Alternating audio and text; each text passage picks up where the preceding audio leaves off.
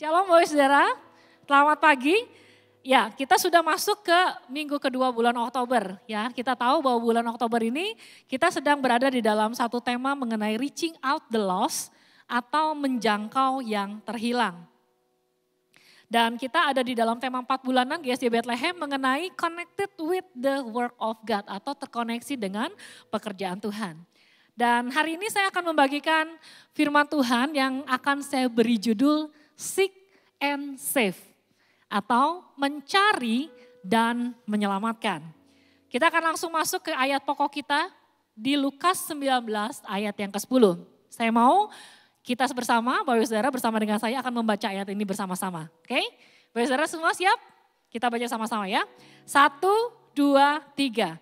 Sebab anak manusia datang untuk mencari dan menyelamatkan yang hilang. Nah, yang menarik adalah gini Bapak Saudara. Ayat ini muncul di bagian akhir dari sebuah kisah yang ditulis oleh Lukas. Ayat ini muncul di dalam Lukas pasal yang ke-19 ayat 1 sampai 10. Kalau Bapak Ibu baca Alkitab, di perikopnya itu ada tulisan mengenai Zakheus. Sama-sama katakan dengan saya Zakheus. Ya. Jadi ayat anak manusia datang untuk mencari dan menyelamatkan yang hilang itu merupakan ayat terakhir dari kisah Zakheus. Ini sangat menarik Bapak Saudara.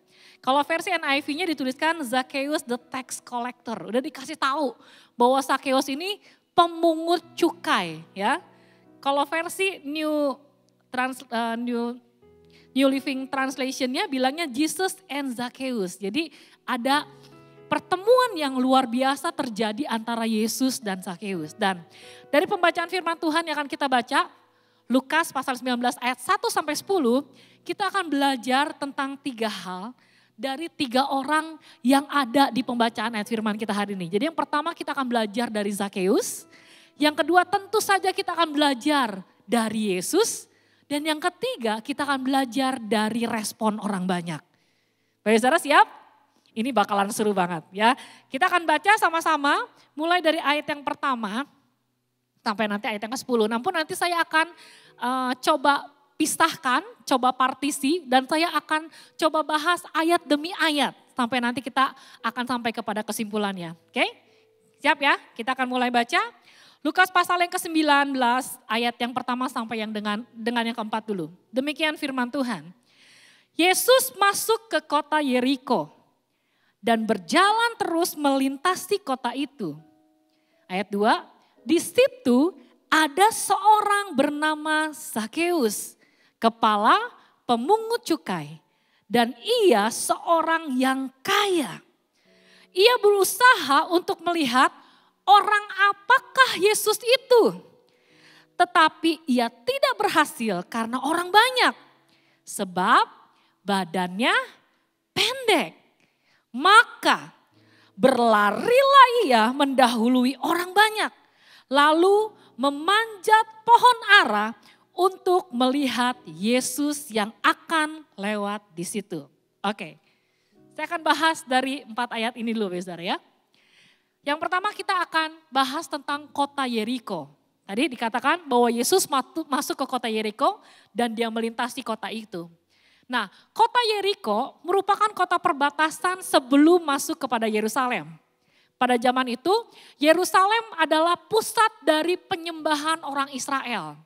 Jadi kalau setiap perayaan Paskah, pasti orang-orang Yahudi itu akan pergi ke Yerusalem dan pasti akan melintasi yang namanya kota Yeriko.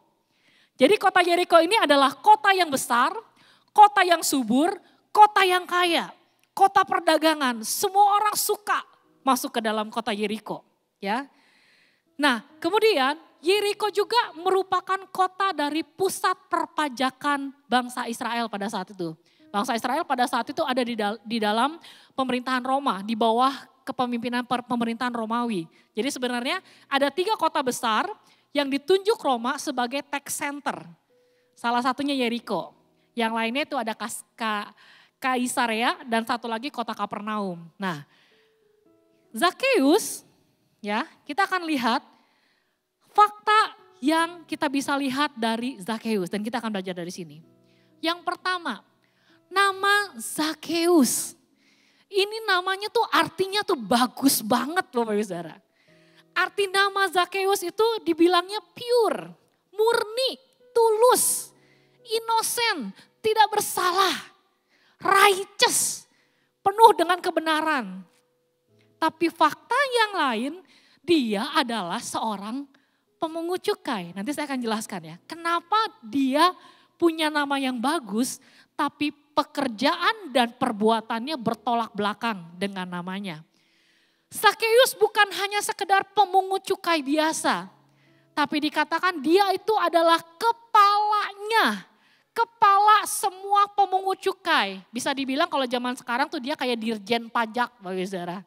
Ya, punya jabatan yang sangat tinggi, khususnya untuk membantu justru pemerintahan Romawi.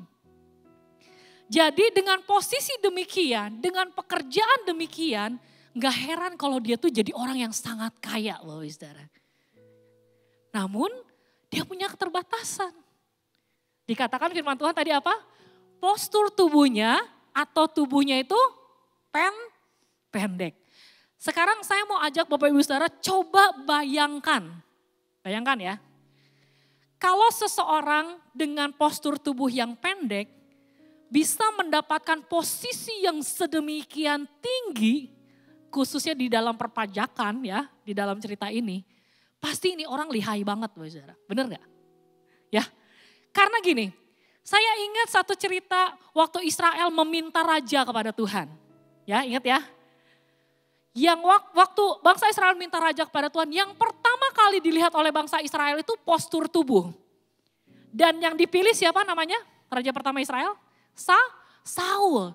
Dan Saul dikatakan dia punya postur tubuh yang lebih tinggi dan lebih tegap di antara rata-rata orang Israel. Makanya dia lebih kelihatan tinggi gitu. Wah kelihatan banget gitu ya. Kalau di sini kayak Pastor Elisa. Pastor Elisa punya tubuh yang tinggi. Jadi kalau orang dengan postur tubuh yang sudah tinggi, udah menang perawakan Bapak Saudara. Jadi orang tuh udah bisa langsung lihat, wah ini otomatis kayaknya tuh karismanya langsung muncul gitu Bapak Saudara ya. Beda sama orang yang pendek Bapak Saudara. Nggak kelihatan kan? Ya rata-rata orang misalnya gitu, tapi ini kan nggak kelihatan. Tetapi Bapak Ibu bisa lihat nggak? Saya nggak tahu ya, waktu zamannya Zakheus hidup ini, apakah sudah ada yang namanya bullying gitu ya? Atau sudah ada yang namanya body shaming gitu ya.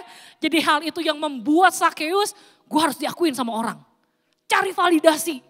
Yang orang tuh bisa mengakui dia. Meskipun dia pendek tapi dia harus kejar sesuatu yang orang bisa mengakui dia. Bahwa dia itu orang hebat.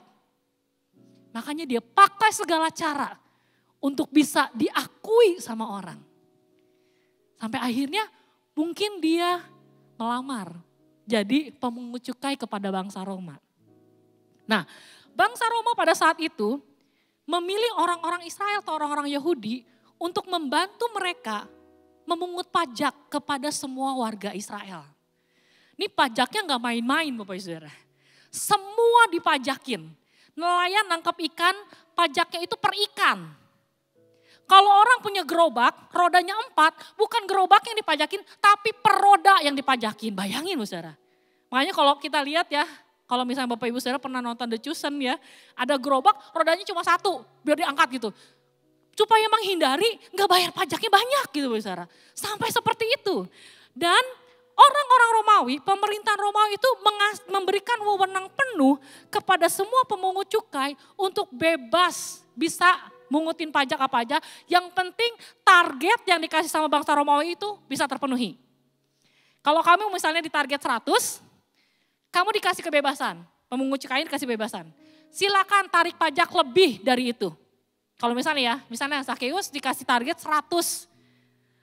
Silakan kalau Zakheus mau ambil 150. 100-nya buat bangsa Romawi, 50-nya masuk kantong pribadi. Itu diperbolehkan. Dan itu dikasih wewenang dan ada peraturannya. Itu boleh. Makanya namanya pure artinya. Righteous.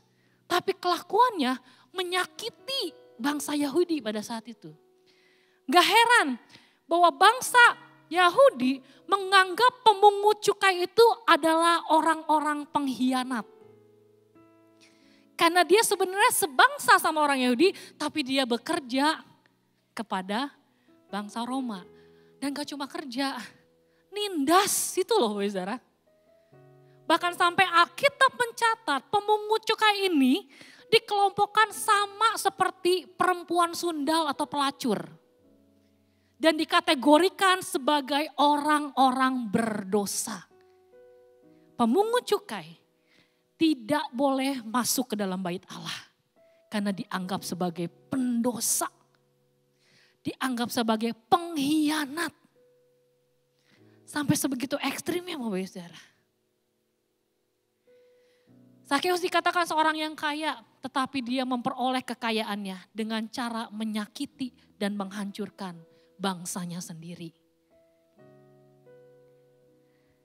Zakeus punya teman gak kira-kira? Kalau pekerjaan dan perbuatannya seperti itu. Zakeus gak punya teman saudara. Dalam arti teman sejati ya, sahabat gitu. Dia mungkin punya teman, ada orang-orang yang dekat sama dia, tapi orang yang dekat sama dia tuh punya kepentingan. Mungkin urusan politik, dekat sama Zakeus, mungkin karena Zakeusnya kaya. Jadi memanfaatkan apa yang Zakeus punya pada saat itu. Kehidupan Zakeus, meskipun kita bisa lihat dia orang yang kaya dan punya jabatan yang tinggi. Tapi sebenarnya di dalam hatinya dia gak pernah menemukan kebahagiaan yang sejati. Di dalam hatinya cuma ada kebahagiaan semu. Kalau tadi kita nyanyi, bahagiaku penuh kalau di dalam Tuhan. Tapi Zakeus hanya mengalami bahagiaku semu. Dia gak pernah bisa merasakan apa yang namanya kebahagiaan sejati. Blaise Pascal dalam sebuah quotes-nya menulis seperti ini. There is a God-shaped vacuum in the heart of every man which cannot be filled by any creating thing, but only by God, the Creator, made known through Jesus.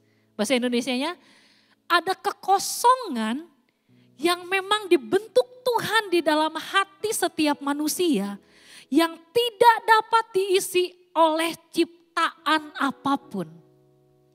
Tetapi hanya oleh Tuhan Sang Pencipta yang dinyatakan melalui Yesus. Zakeus punya jabatan tinggi di kota Yeriko. Dan banyak hal yang terjadi di kota itu pada saat itu saudara. Dan ketika Zakeus mulai mendengar ada seorang pribadi yang bernama Yesus. Yang sudah melakukan banyak hal yang luar biasa. Bahkan terakhir ada cerita bahwa Yesus menyembuhkan seorang yang buta di pinggir jalan. Orang buta ini dapat mujizat dan berita itu terdengar oleh Zakeus. Zakeus hatinya mulai digerakkan oleh rasa ingin tahu siapa Yesus itu. Mungkin juga pada saat itu Zakeus pernah mendengar ada seorang pemungut cukai yang akhirnya meninggalkan pekerjaannya dan mengikut Yesus, bahkan dipilih Yesus menjadi muridnya. Saudara tahu siapa namanya? Lewi atau Matius. Jadi mungkin ya, ini bayangan saya besar ya. Ada pertemuan antara semua pemungut cukai di kota Yeriko gitu ya. Atau di kota-kota yang besar lain Kaisarea dan Kapernaum. Nah di pertemuan semua pemungut cukai itu mungkin Zakeus tanya, ini si Lewi mana ya pemungut cukai? Kok tahun ini dia gak ikutan kita nih pertemuan nih? Ternyata karena Zakeus tahu, oh ternyata Matius sekarang atau Lewi sudah menjadi murid Yesus. Zakeus mungkin mulai berpikir, kok bisa ya? Kan pemungut cukai dianggap orang yang paling berdosa. Dan itu mulai ada di dalam hatinya. Dia merasa saya juga butuh sosok itu. Saya butuh Yesus yang bisa menebus hidup saya. Mengubahkan kehidupan saya. Dan ini yang dilakukan ya Zakeus, saudara. Zakeus ingin tahu tentang Yesus, makanya dia berusaha untuk melihat Yesus. Dengan semua keterbatasannya, banyak orang yang menghalangi dia karena tadi ya badannya pendek. Orang banyak mengikuti Yesus, jadi begitu Zakheus mau lihat dihalangi sama banyak orang. Aduh gak kelihatan. Tapi Zakheus berusaha, bahkan katanya dia berlari mendahului rombongan itu. Dan kemudian memanjat pohon ara. Kalau kita baca kayaknya simpel ya saudara ya. Lari, ada pohon ara, naik. Tapi sekarang saya ajak Bapak saudara membayangkannya lagi. Zakheus itu tadi siapa? Kepala pemungut cukai, dirjen pajak. Wah, atributnya tuh banyak loh saudara. Jadi enggak sembarangan dia pakai baju pun bukan baju yang seperti orang kebanyakan. Pasti dia pakai jubah, mungkin dia juga punya pengawal ya. Saudara, Bapak saudara bayangin ya, pakai jubah terus lari saudara. Bayanginnya gini, ini saya ngebayangin diri saya aja ya. Saya kalau ke undangan, pakai dress gitu saudara ya. Terus lu lari, belum lagi pakai high heels itu, waduh lari gitu. Nah bayangin, Zakheus dengan baju jubahnya harus lari. Wah itu usaha yang sangat luar biasa. Nggak cukup cuma lari, manjat lagi saudara. Dia tanggalkan semua mungkin pride yang dia punya. Kebanggaan yang selama ini dia punya. Dia tanggalkan itu dengan segala keterbatasannya, hatinya rindu untuk bisa berusaha melihat siapa Yesus itu. Karena dia tahu cuma Yesus jawabannya yang bisa mengubahkan kehidupan dia, yang bisa melepaskan dari diri dia dari ketekanan akan dosa. Belum lagi orang-orang yang benci sama dia. Bayangin saudara ya, setiap dia jalan mungkin ada orang yang buang muka. Mungkin setiap jalan ketemu anak-anaknya disingkirin, jangan deket-deket Zakheus gitu. Bayangin perasaan itu saudara. Tapi dia terobos semuanya. Karena sebenarnya roh Tuhan lagi bekerja dalam hatinya. Supaya dia bisa berjumpa dengan Yesus. Kita lanjut ya saudara ya, ayat yang kelima.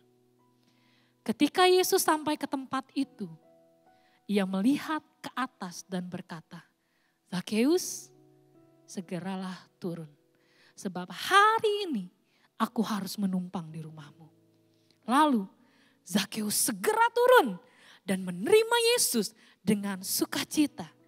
Tetapi semua orang yang melihat hal itu bersungut-sungut katanya, ia menumpang di rumah orang berdosa. Sekarang kita lihat apa yang Yesus lakukan. Kalau kita baca ayat yang kelima tadi, dikatakan ketika Yesus sampai ke tempat itu. Jadi sebenarnya ayat ini tuh bilang gini Bapak Saudara. Yesus tuh lagi nungguin Zakheus. Jadi bukannya Zakheus naik terus tiba-tiba gitu ya ujuk-ujuk mumpung sekalian lewat pohon ara yang dinaikkan Zakheus. Enggak. Tapi Yesus sendiri yang sudah merencanakan. Dia ada di tempat itu dan ini waktunya. Zakheus ada di situ. Dan hal yang pertama yang Yesus lakukan adalah dikatakan di situ, Yesus melihat ke atas. Bahasa Inggrisnya look up, ya, melihat ke atas. Saudara tahu dengan postur tubuhnya Zakheus yang pendek, gak mungkin orang bisa look up sama dia. Biasanya kita kalau ngobrol sama orang yang badannya lebih tinggi baru kita lihat ke atas, benar ya saudara ya. Tapi kalau orang yang kita ajak ngobrol badannya lebih pendek dari kita, pasti kita lihatnya ke bawah. Jadi Zakheus itu udah sering banget dalam tanda kutip dianggap rendah sama orang. Bukan hanya karena tubuhnya, tapi karena perbuatan dan pekerjaannya. Orang banyak yang menganggap remeh dia. Meskipun padahal dia punya jabatan. Tapi Yesus melihat ke atas. Yang selama ini Zakheus gak pernah terima itu, saudara. Betul memang dia di atas pohon, jadi Yesus melihat ke atas. Tapi makna rohaninya, Yesus sedang memandang Zakheus, bukan memandang rendah dia. Tetapi Yesus sedang memandang Zakheus adalah orang yang berharga. Yesus melihat Zakheus. Gak berhenti cuma melihat. Tapi Yesus memanggil dengan namanya. Yesus memanggil dia tanpa embel-embel penghakiman. Tanpa embel-embel hinaan. Tetapi panggilan yang penuh kasih. Dia bilang Zakheus, seolah-olah tuh Yesus lagi ngomong arti dari nama sebenarnya Zakheus itu. Righteous, innocent, pure, personal. Yesus memanggil nama Zakheus. Karena Yesus tahu Zakheus perlu Yesus. Gak cukup sampai di situ, Bapak Saudara. Ayat berikutnya dikatakan bahwa Yesus itu berinisiatif untuk menumpang di rumah Zakheus. Yesus yang inisiatif loh, mau datang ke rumahnya Zakheus. Selama ini mungkin orang gak mau datang ke rumah Zakheus karena dia dianggap pendosa. Zakheus juga mau ngundang orang ke rumahnya, orang juga gak mau terima undangan dia. Siapa kamu? Orang berdosa mau undang-undang saya. Bayangkan saudara. Tapi Yesus berinisiatif. Zakheus segera turun. Karena hari ini aku mau menumpang di rumahmu. Gimana Zakheus enggak merasakan sukacita yang luar biasa, saudara? Benar gak? Dan ini respon Zakheus. Zakheus meresponi dengan dikatakan di situ segera turun. Kata segera ini merupakan awal dari bagaimana respon iman Zakheus yang percaya kepada Yesus sebagai Tuhan dan juru selamat dalam hidupnya. Kemudian ia dikatakan di situ menerima dengan sukacita. Zakheus saat ini sudah menemukan kebahagiaan sejati yang selama ini dia cari di dalam Yesus. Dan Yesusnya ada di rumahnya, menumpang di rumahnya, makan bareng sama dia, saudara. Yang selama ini mungkin dia gak pernah alami hal tersebut. Sementara itu, orang banyak juga merespon, saudara. Apa respon orang banyak? Dikatakan di situ, orang banyak semua yang melihat hal itu mereka apa? Bersungut-sungut. Astaga. Tetapi semua orang yang melihat hal itu bersungut-sungut. Katanya, ia menumpang di rumah orang berdosa. Ini saya sampai shock juga loh saudara pas baca ayat ini. Dikatakan itu tuh semua loh. Semua orang. Ini respon yang bahaya Bapak Ibu Saudara. Kalau kita renungkan lebih dalam, seringkali respon ini itu muncul di kehidupan kita sebagai orang-orang Kristen. Begitu kita melihat ada orang yang mungkin gak layak, dia diselamatkan, dia terima keselamatan. Lah kok kita malah bersungut-sungut, ih gak layak dia mah. Saya orang baik, gak kayak dia. Kadang-kadang kita gitu saudara.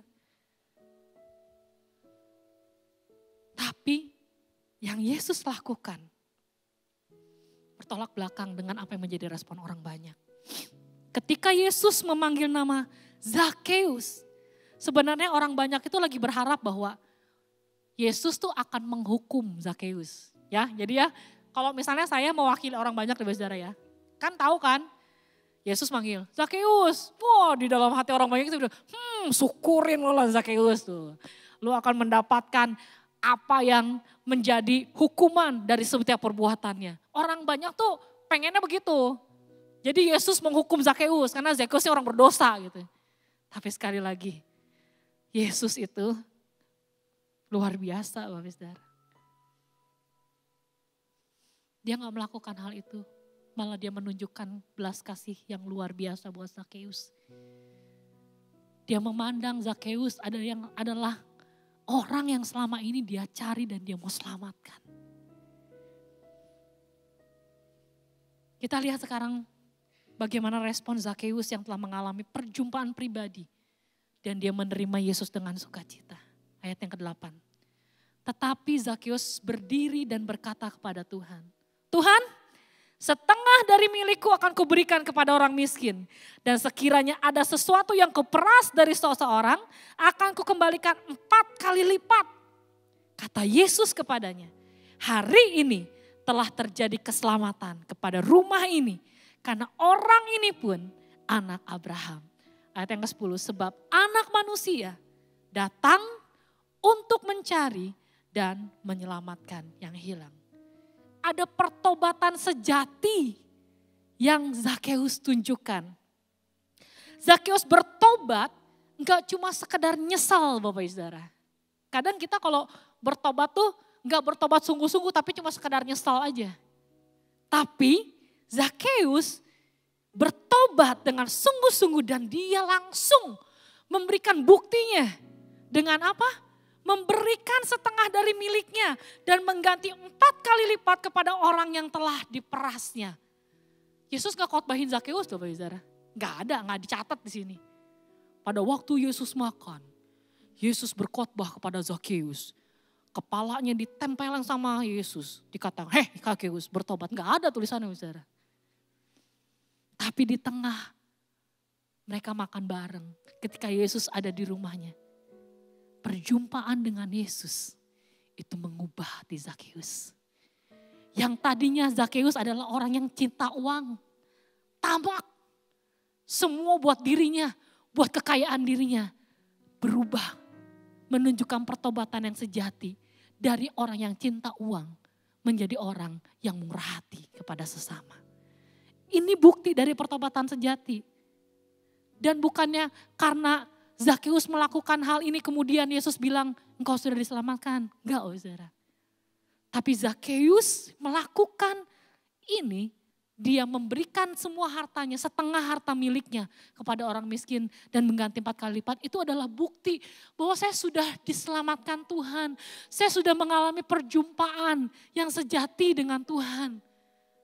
Sehingga ini bukti dari ucapan syukur saya kepada Tuhan. Kalau kita baca di kitab Taurat, Bapak Saudara, khususnya di kitab Imamat dan Keluaran, di sana mencatat, memang kalau ada orang yang diperas, kalau kitab Imamat itu mencatat, dia tuh harus membayar gantinya sepenuhnya, ganti 100% apa yang sudah diperas, kemudian nambah 1/5. Jadi 1/5 itu 20% Bapak Saudara ya. Tapi ada juga kitab Keluaran mencatat, ini kalau seseorang mencuri lembu atau mencuri domba, ya, orang yang mencuri itu harus menggantikan kalau dia lembu 5 kali lipat, kalau domba itu 4 kali lipat. Nah ada komentar yang menulis, kenapa Zakeus ambilnya 4 kali lipat? Bukan yang nambah 20% atau 5 kali lipat. Jadi ada komentar yang menulis seperti ini. Kemungkinan besar Zakeus memeras orang Yahudi, itu tidak sampai orang Yahudi itu kehilangan pekerjaan. Karena kalau lembu itu berbicara tentang dipakai untuk membantu bekerja. Ya, tetapi dia memeras orang tapi batasan itu seperti domba. Makanya dia gantinya 4 kali lipat. Gitu ya. Enggak hitungan lagi Bapak Saudara. Kalau Bapak Saudara bayangkan, anggaplah Zakeus ini punya uang 100 miliar Bapak Saudara ya. Tadi dia bilang apa? Setengahnya berarti 50 dia bagikan kepada orang-orang miskin. Nah dari sisa setengahnya masih ada 50 dia gantiin 4 kali lipat semua orang yang dia perasnya. Ini Bapak Saudara menunjukkan tadinya Zakeus tuh orang yang kaya, tapi karena dia membuktikan pertobatan sejatinya, dia udah gak jadi lagi orang yang kaya Bapak Saudara. Mungkin dia akan jadi orang yang sederhana. Mungkin Bapak Ibu Saudara nanya, gimana respon istrinya ya itu ya. Tapi ini adalah satu bentuk pertobatan sejati yang ditunjukkan oleh Zakeus. Ini bukanlah pengumuman tentang kebenarannya sendiri. Zakeus kayak membenarkan dirinya sendiri.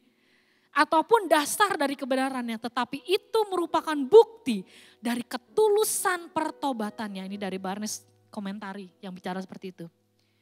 Sebab perjumpaan dengan Yesus itu pasti membawa perubahan. Dan anugerah yang sudah diterima oleh Zakeus mengubah hatinya sebelum perilakunya. Zakeus dapat anugerah. Anugerah itu mengubah hatinya. Dan kemudian dari hatinya yang diubahkan, melalui perjumpaan dengan Yesus, perilakunya pun berubah. Amin, Bapak Saudara. Pasti orang yang dijamah oleh Tuhan, yang dijamah oleh Yesus akan mengalami yang namanya perubahan dalam kehidupannya. Amin, Bapak Saudara. Kita nyanyi dulu ya. Kayaknya tegang banget Bapak Saudara. Oke, ada lagu bilang ini. Telah ku dapati kasih yang sejati, yang mampu mengubahkan hatiku. Kasih yang kau beri jauh melebihi segalanya di dalam hidupku. Ku berikan semua yang berharga, semua yang mulia, semua yang terbaik dari hidupku. Hanyalah bagimu, hanyalah untukmu, hanyalah bagi kemuliaan-Mu. Ini yang Zakeus alami. Dia sudah mendapati kasih yang sejati dalam hidupnya. Dan dari buah pertobatannya, dia memberikan segalanya untuk Tuhan. John Calvin mengatakan seperti ini, Bapak Saudara. I gave up all for Christ. Saya memberikan semuanya untuk Kristus. And what have I found? Apa yang saya dapatkan? Apa yang saya temukan? Jawabannya, everything in Christ. Jadi ketika kita memberikan segalanya kepada Tuhan, buat Yesus, kita juga akan mendapatkan semuanya di dalam Kristus. Kepenuhan di dalam Kristus. Amin, Bapak Saudara. Ketika Lukas menulis ini, sebenarnya dia lagi mengontraskan dengan sebuah kejadian juga mengenai orang kaya yang sukar masuk kerajaan Allah di pasal sebelumnya. Di Lukas 18, tepatnya ayat 18 sampai 27. Saya akan bacakan dengan cepat, Bapak Saudara. Ada seorang pemimpin bertanya kepada Yesus, katanya, "Guru yang baik, apa yang harus aku perbuat untuk memperoleh hidup yang kekal?" Jawab Yesus, "Mengapa kau katakan aku baik? Tak seorang pun yang baik selain daripada Allah saja. Kau tentu mengetahui segala perintah Allah. Jangan berzina, jangan membunuh, jangan mencuri, jangan mengucapkan saksi dusta. Hormatilah ayahmu dan ibumu." Kata orang itu, "Semuanya itu telah kuturuti sejak masa mudaku." Mendengar itu Yesus berkata kepadanya, masih tinggal satu hal lagi yang harus kau lakukan. Juallah segala yang kau miliki dan bagi-bagikanlah itu kepada orang-orang miskin. Maka engkau akan beroleh harta di sorga. Kemudian datanglah kemari dan ikutlah aku. Ketika orang itu mendengar perkataan itu, ia menjadi amat sedih. Sebab ia sangat kaya. Orang kaya sama-sama kayak Zakeus, orang kaya loh saudara. Tapi ketika dia berjumpa dengan Yesus, orang yang kaya di Lukas 18 ini, dia kehilangan esensinya tentang perjumpaan dengan Yesus. Dia kehilangan bagaimana harusnya hatinya lebih melekat kepada Yesus, bukan kepada harta duniawi. Dia gagal karena hatinya lebih melekat kepada apa yang menjadi kekayaan duniawi saat itu. Bahkan firman Tuhan dilanjutkan, kalau dilanjutkan itu katanya gini, susah orang kaya masuk kerajaan Allah. Lebih gampang apa katanya? Unta masuk lubang jarum. Tapi penghiburannya di ayat terakhir, di ayat yang 27 itu bilang, tidak ada yang mustahil bagi Tuhan. Karena setelahnya, Lukas menuliskan kisah tentang Zakeus. Bagaimana Zakeus diubahkan. Sama-sama orang kaya loh saudara. Tapi kontras. Yang satu dikasih kesempatan malah private juga ngobrol sama Yesus. Tapi hatinya lebih terikat kepada kekayaan. Beda dengan Zakeus yang hatinya tahu kasih sejati. Segalanya yang dia inginkan saat itu ada di dalam pribadi Yesus. Bapak saudara, hati-hati dengan ketersesatan kita, khususnya di dalam hal keuangan. Literal ayat ini bilang telah terjadi keselamatan di dalam rumah ini, di dalam rumah Zakheus. Tetapi ini juga bicara telah terjadi keselamatan dari orang-orang yang tadinya tersesat dan terhilang. Khususnya mereka yang cinta akan uang. Hati-hati ya saudara ya. Karena akar dari segala kejahatan adalah cinta akan uang. Uangnya mah gak salah Bapak Ibu Saudara. Tapi keterikatan kita dengan uangnya itu. Yang bikin kita justru gak bisa setia sama Tuhan. Kan firman Tuhan bilang ya, kita gak bisa menyembah kepada dua Tuhan. Tuhan membandingkan Tuhan dengan Mamon. Tuhan gak membandingkan Tuhan dengan iblis. Udah pasti kita pilih Tuhan. Tapi kalau uang, kecenderungan manusia itu maunya ke situ gitu saudara. Dan kita perlu hati-hati dengan ini. Mohon maaf dan saya harus katakan ini buat Bapak Saudara. Ketika di mimbar ini disampaikan tentang bagaimana kita harus memberi perpuluhan ke dalam rumah Tuhan. Ketika dari mimbar ini disampaikan bagaimana kita harus memberi untuk pekerjaan misi. Saya sendiri ngecek hati saya Bapak Saudara. Apakah ketika firman Tuhan tentang pemberian itu jadi sesuatu yang bikin saya, ngomongin uang lagi. Ngomongin, hati-hati. Jangan-jangan hati kita masih terikat kepada Mamon itu. Saudara. Tapi saat ini firman Tuhan mengingatkan kita, yuk ada kasih yang sejati di dalam Yesus. Jangan lagi terikat dengan hal-hal kekayaan duniawi. Itu tuh namanya tipu muslihat loh saudara, yang akan menjerumuskan kita. Tapi mari, kita akan tetapkan hati kita untuk kita melekat kepada Tuhan. Amin Bapak Saudara, setia kepada Tuhan. Yang percaya katakan amin. Amin Bapak Saudara. Firman Tuhan hari ini mengingatkan kita. Saya tidak tahu di mana posisi Bapak Ibu Saudara saat ini. Apakah mungkin Bapak Ibu Saudara merasa diri, saya kayak orang pemungut cukai itu ya, penuh dosa, penuh kesalahan. Atau mungkin posisi saya kok kayak orang banyak tadi ya. Bersungut-sungut, gak suka lihat orang diselamatkan. Tapi Yesus saat ini mengingatkan, seperti Yesus yang punya belas kasihan kepada orang-orang yang berdosa. Hati ini pun yang Yesus mau ada dalam kehidupan kita. Amin Bapak Saudara. Bulan ini bulan Youth dan temanya itu Get Closer Bapak Saudara. Get Closer itu tidak bicara bagaimana kita mengejar Tuhan atau mendekati Tuhan. Karena kalau ada 100 langkah, sebenarnya 99 langkah itu adalah inisiatifnya Tuhan yang datang buat kita. Kalau kita berusaha mencari Tuhan, itu agamawi Bapak Saudara. Tapi kekristenan berbeda. Kekristenan itu Yesus yang datang buat kehidupan manusia. Get Closer itu berbicara hanya satu langkah iman kita. Untuk kita bisa percaya kepada Dia sebagai satu-satunya Tuhan dan Juru Selamat kita. Yang sudah menebus semua dosa kita. Dan keselamatan itu adalah inisiatifnya Allah.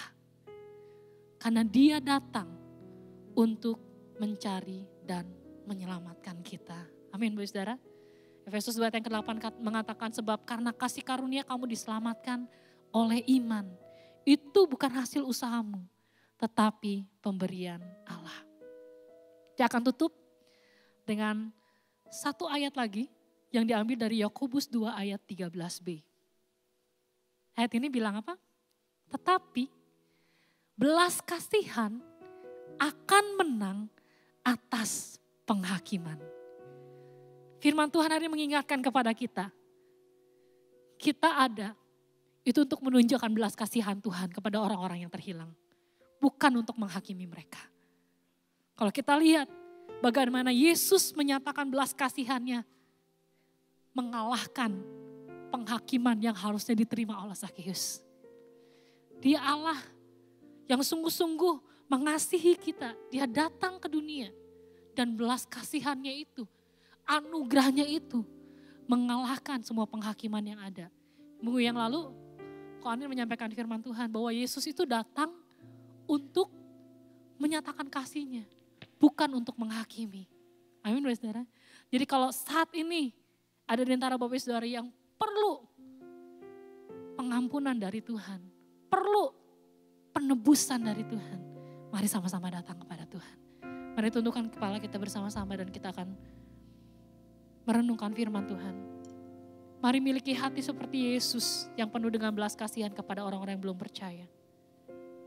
Atau kalau saat ini kita sedang berada seperti Zakeus, di posisi seperti Zakeus, ada kepastian bahwa Yesus mengasihi kita semua dan Dia datang untuk menebus hidup kita semua. Haleluya Tuhan, terima kasih Tuhan. Mari datang kepada Tuhan. Terima kasih Yesus.